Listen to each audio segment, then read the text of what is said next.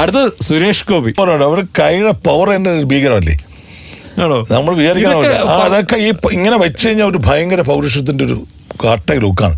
ചാരമാണെന്ന് കരുതി ചകയാൻ നിൽക്കണ്ട. കനല് കെട്ടിട്ടില്ലെങ്കിൽ പൊള്ളും.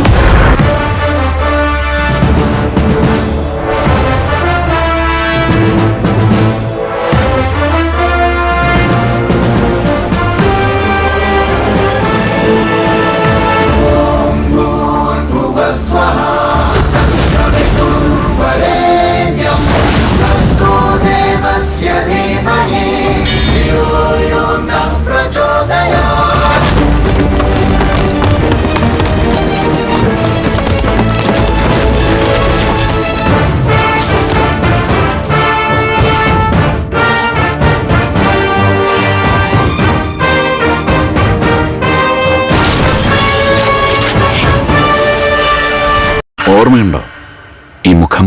Yes, the D-Day is coming. Yes commissioner.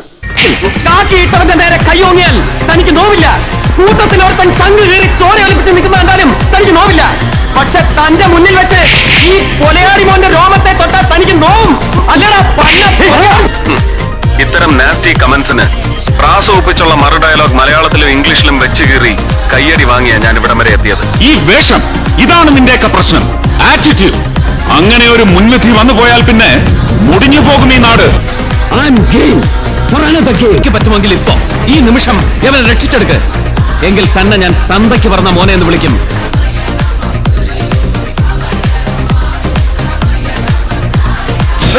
ചോദിക്കാനും പറയാനും നീതി നിയമമുള്ള നാടായത്.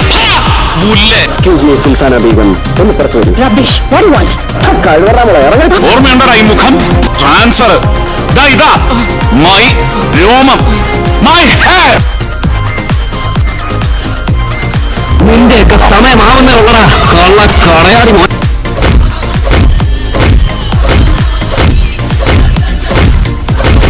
Ortho, I am Bharath Chandran. Just remember that.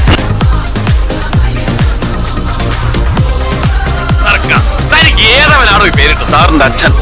ഇതിന് എന്താണ് ഇങ്ങനെ? തന്തയ്ക്ക് പറഞ്ഞതുകൊണ്ട്